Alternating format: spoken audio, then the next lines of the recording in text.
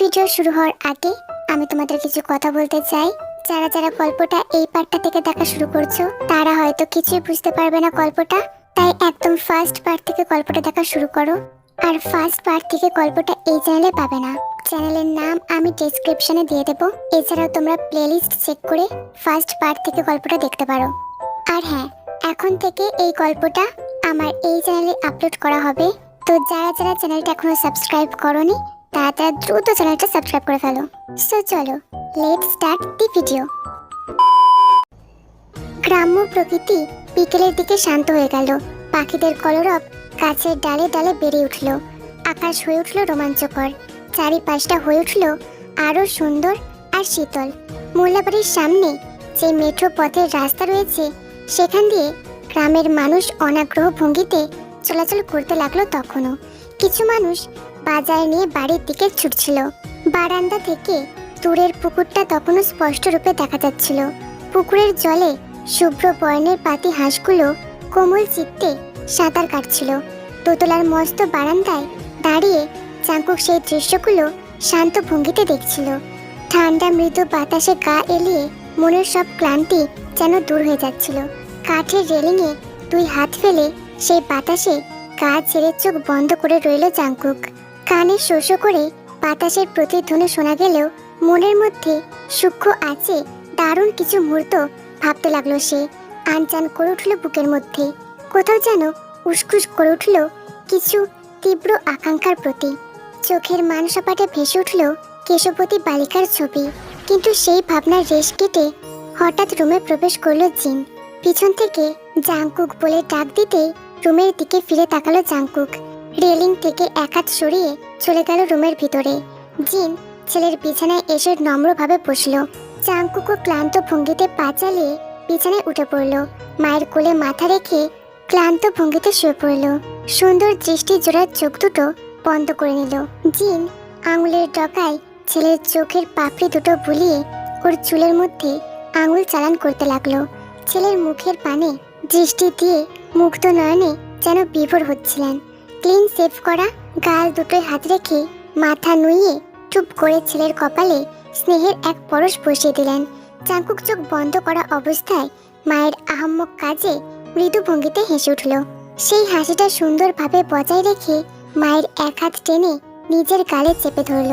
তারপর সরল ভঙ্গিতে মায়ের উদ্দেশ্যে বলল, বাড়ি কবে যাবে মা? অনেক দিন তো হয়ে গেল, এবার কি বাড়ি ফেরা উচিত না? আমাদেরও তো ছুটি শেষ হয়ে এসেছে, বাড়িতে কিছু সময় কাটানোর সুযোগ না পেলে কাজে মন লাগাতে পারবো না। জিন বেশ উদাস ভঙ্গিতে হতাশ নিঃশ্বাস ছাড়লেন। এরপর শান্ত চক্ষু দুটো বিছানা ঘেঁষা জানলার বাইরে ফেলে বিকেলের আকাশের দিকে তাকালেন। অনেকক্ষণ যাবৎ চুপটি করে থাকার পর হঠাৎ নীরবতা ছিন্ন করে অন্য মনস্ক ভঙ্গিতে বলে উঠলেন, তুই কি বিয়ে করবি না জাংকুক? এভাবে সারা জীবন কি একাই থাকবি? এবার তো নিজের দিকটা একটু দেখ, নিজেকে নিয়ে একটু চিন্তা কর। আর কত একা থাকবি? মায়ের উদাস গলার কণ্ঠ শুনে চট করে তাকালো জাংকুক। মায়ের মুখটা ভীষণ করুণ দেখালো তখন। দৃষ্টি দুটো কেমন যেন বিষণ্ণতায় ছেয়েছিল তার। গালের উপর থেকে মায়ের হাতটা টেনে ঠোঁটের উপর আনলো জাংকুক। চোখ বন্ধ করে হাতের তালুতে নিজের উষ্ণ ঠোঁট ছুঁয়ে দিল। সেই শক্তিহীন লাবণ্যহীন কুচকানো চামড়ার হাতটা নিজের হাত দুটোর মাঝে আঁকড়ে ধরল। এরপর নিচু স্বরে আক্ষেপ ভঙ্গিতে জিনের দিকে তাকিয়ে বলল, বিয়ে নিয়ে তর্ক করতে চাই না মা, এই ব্যাপারটার জন্য একদম ফোর্স করো না। তুমি এইসব ব্যাপারের জন্য আমাকে একা ছেড়ে দাও। আমি সত্যি এই মুহূর্তে বিয়ের জন্য আগ্রহী নই। জিন ছেলের বিমত ভাবনা দেখে তৎক্ষণাৎ জানলা থেকে মুখ ফিরিয়ে তাকালো তার দিকে। চাঙ্কুকের দিকে প্রশ্নবিদ্ধ চাহনিতে কপাল কুঁচকে জিজ্ঞেস করলো, এখানে তোর সমস্যাটা কোথায় জাঙ্কুক? উল্টে তোর বউ খোঁজার জন্য তোর মামিকেও কাজে লাগিয়ে দিয়েছি। জাঙ্কুক, তুই একবার হ্যাঁ বল, আমি তোর জন্য সব থেকে সুন্দরী রূপবতী রূপসী বউ এনে দেবো। তুই শুধু একবার সম্মতি দে জাঙ্কুক, আর একা থাকিস না।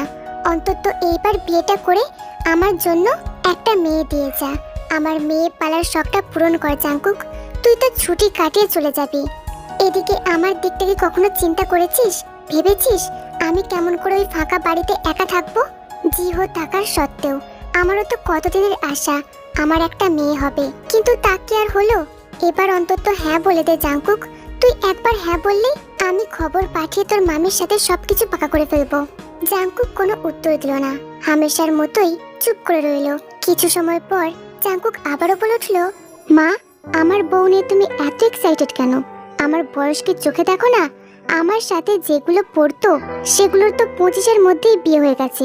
এতদিনে হয়তো 2 বাচ্চার বাপ পর্যন্ত হয়ে গেছে।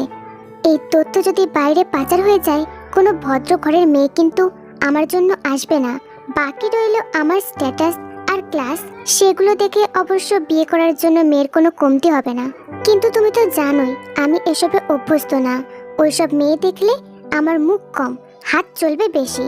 এই জন্য বলছি, আমাকে এসবে টেনো না, আমি যথেষ্ট ভালো আছি। জিন ছেলের কথা শুনে কঠিন কণ্ঠে কিছু একটা বলতে নেবে, অমনি দরজা দিয়ে হুড়মুড় করে জিহো ঘরে ঢুকলো। বিছানার কাছে এসে মায়ের সামনে দাঁড়িয়ে ব্যস্ত ভঙ্গিতে বলে উঠল, মা, মা, তুমি কি একটু আসবে? নানা ভাই ডাকছে। জাঙ্কুক ওর অস্থিরতা দেখে কিছুক্ষণ বিচলিত হলো। প্রশ্নাত্মক দৃষ্টিতে তাকিয়ে চট করে জিজ্ঞেস করতেই জানতে পারলো গংইও এক আত্মীয়র বাড়িতে যাওয়ার জন্য জিনকে ডাকছিল। জিনও চটপট সেই ডাকে সাড়া দিয়ে বড় বউ আর ইয়ঞ্জনের সাথে বাইরে চলে গেল। জানিয়ে গেল বিকেলের পরপরই বাড়ি ফিরবে। এদিকে বিছানায় শুয়ে চুল ছেড়ে বই পড়ছিল তে। বাইরে আজান শেষ হতেই জেনি এসে ঢুকলো। তে বইয়ের দিক থেকে চোখ না সরিয়েই জেনির উদ্দেশ্যে বলল, তোমার কি কিছু লাগবে বুবু? জেনি বেনি দুলিয়ে বিছানায় এসে বসলো। তারপর বলল, লাগলেও তোর থেকে অনুমতি নিতাম না, এটা তুই ভালো করে জানিস। এই, তুই আবার চুল ছেড়েছিস কেন? তোকে না চুল বেঁধে রাখতে বলেছে? তে বই থেকে চোখ সরিয়ে জেনির দিকে তাকালো।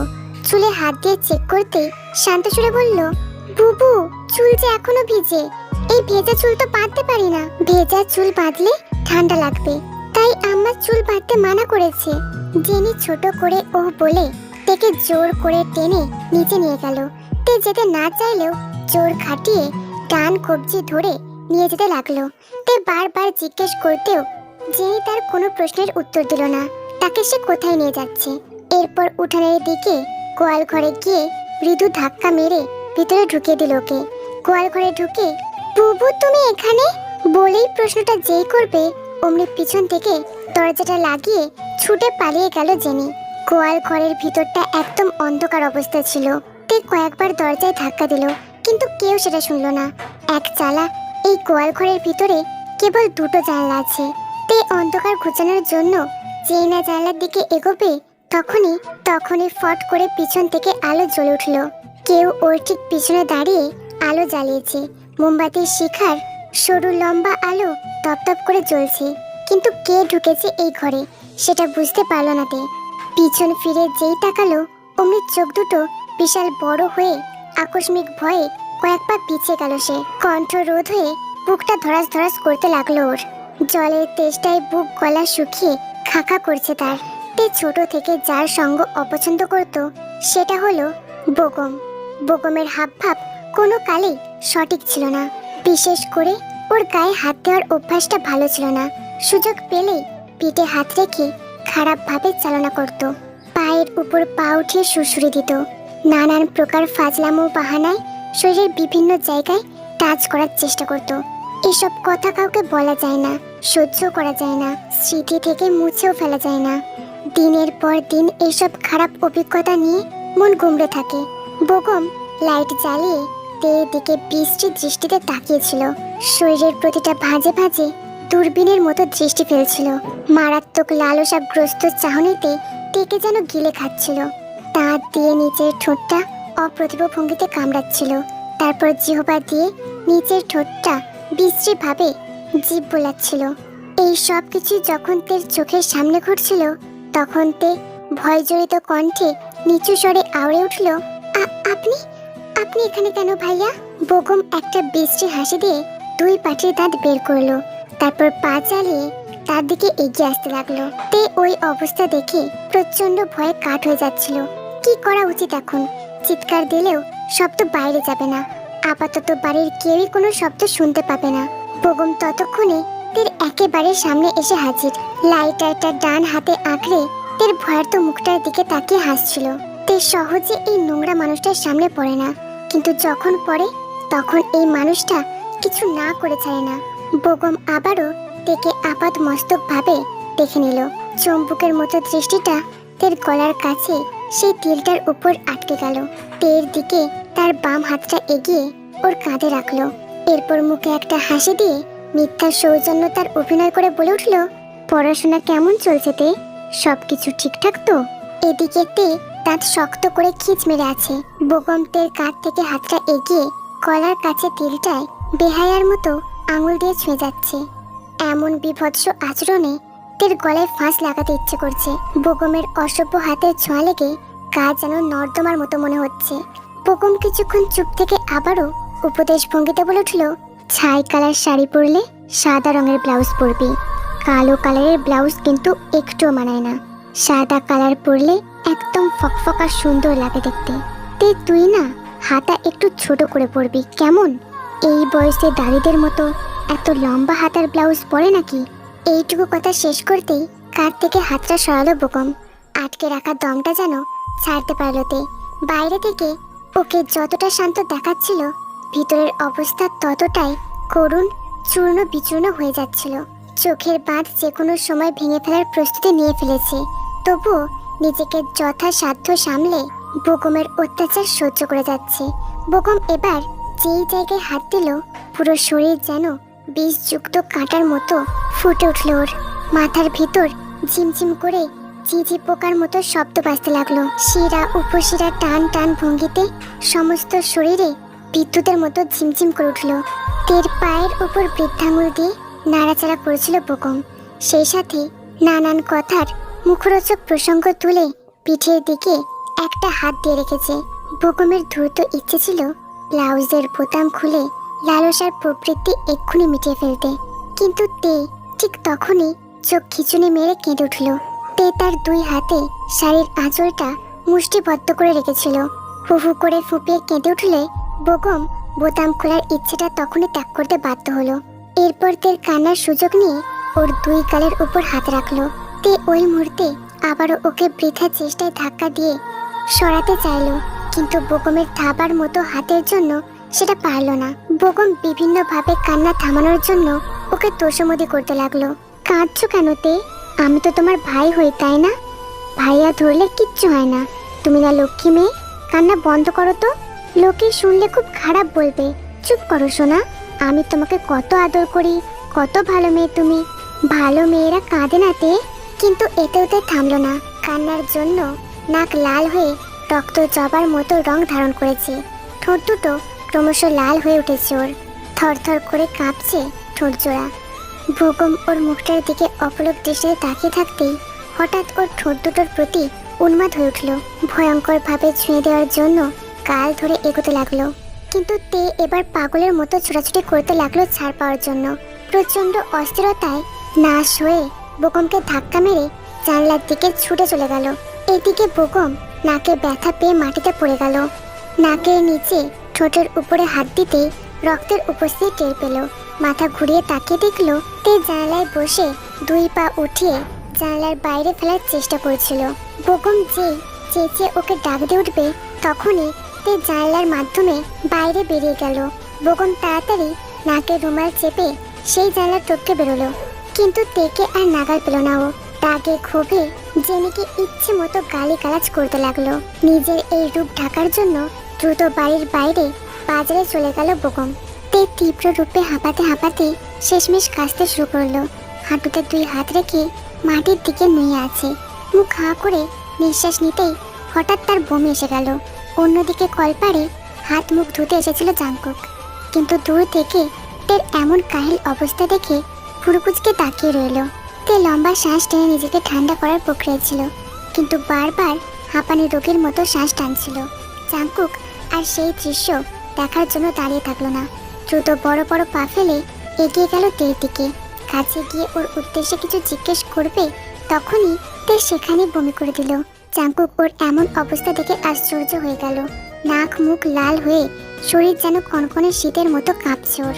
জাঙ্কুক প্রশ্ন করতে গিয়েও শেষমেশ আর করতে পারল না। তের জন্য জল এনে চটপট মুখে জল দিতে লাগলো।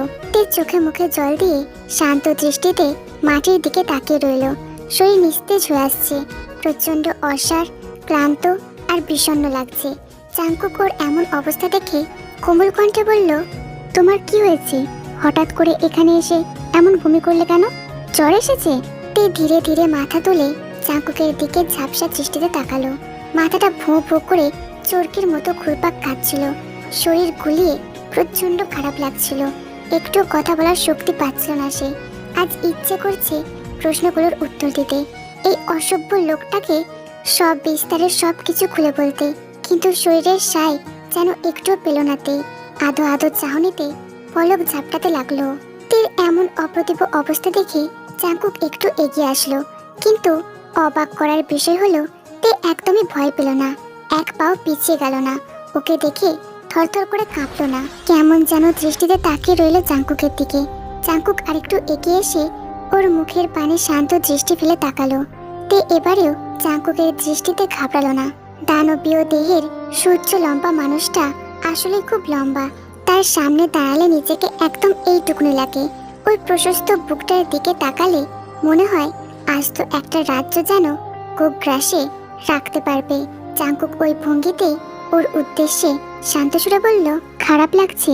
কোলে তুলবো? তে এই প্রশ্নের জবাবে হ্যাঁ না কিছুই বলল না। চোখের পাতা হিংস্র ভাবে বন্ধ করে আছে সে। চিন্তার ঢাকাও যেন কাজ করছে না। জাংকুক ওর নিরুত্তর অবস্থা দেখে নেভি ব্লু শার্টের স্লিপ দুটো কোনোয় তুলে ফেললো। ওর ঘাড়ের নিচে হাত ঢুকিয়ে দুই হাঁটুর নিচে হাত রেখে কোলে তুলে নিল তেকে। তেজ চোখ বন্ধ করে তার সমস্ত ভর জাংকুকের বাহুর ওপর ছেড়ে দিল। বন্ধ চোখ জোড়ার দিকে অপলক তাকালো জাংকুক। প্রচন্ড উৎকণ্ঠায় ওর বুকের ভিতরটা যেন ধরাস ধরাস করছিল। সাথে সাথে দৃষ্টি ফিরিয়ে নিজেকে শক্ত করলো সে। তের মুখের দিকে একদম তাকানো যাবে না। পথিমধ্যে সুবিনের সাথে দেখা হলে সুবিন আশ্চর্য হয়ে চোখ বড় বড় করে তাকিয়ে রইল। জাংকুক ওকে সংক্ষিপ্ত ঘটনা বলে রাস্তা ক্লিন কিনা সেটা দেখতে বলল। সুবিন সবকিছু চেক করে জাংকুককে নিশ্চিন্তে যেতে বলল। জাংকুক সোজা আঙিনা পেরিয়ে সিঁড়ি ধরে তের রুমে গিয়ে থামলো। ওকে বিছানায় শুইয়ে দরজার ভিতর থেকে খিল তুলে আটকে দিল। পুনরায় ফিরে এসে তের কাছে এসে বসলো সে। তে ততক্ষণে যেন গভীর নিদ্রায় তলিয়ে গিয়েছে। ওর ম্লান মুখটার দিকে তাকালো জাংকুক, আর একটু এগিয়ে গেল ওর মুখের দিকে। চিকন চিকন আঙুলগুলো ধরার জন্য আবারও যেন মনটা ব্যাকুল হয়ে উঠেছে। নিজেকে কঠোরভাবে সংযত করে ওর মাথায় হাত রাখলো জাংকুক। ধীরে ধীরে কপাল থেকে মাথায় হাত বুলিয়ে দিতে থাকলো ওর। তের মুখের দিকে তাকিয়ে অন্যমনস্ক ভঙ্গিতে বলে উঠল, তোমার শরীরে তো জ্বর নেই, কিন্তু বমিটা করলে কেন? তোমার অবস্থা দেখে মনে হচ্ছে কেউ তোমার গলাটা টিপে ধরেছিল। জাংকুকের কণ্ঠ শুনেই হোক বা অন্য কারণে তে কিছুক্ষণ পর ঘোরের মধ্যে অনবরত বলতে লাগলো, বমি পাচ্ছে, বমি করব। জাংকুক ওর এই অবস্থা দেখে অস্থির কণ্ঠে বলল, কি বমি করবে? তুমি তো হুঁশেই নেই, চোখ খুলো তে, তুমি কি শুনতে পাচ্ছ? তের গালে আলতো করে থাপ্পড় দিয়ে চেতনা ফেরানোর চেষ্টা করলো জাংকুক, কিন্তু তে এতেও চোখ খুলল না। এক পর্যায়ে তে আবারও বিড়বিড় করে উঠল। জাংকুক ওর গালে মৃদু থাপ্পড় দেওয়া বন্ধ করে দিল।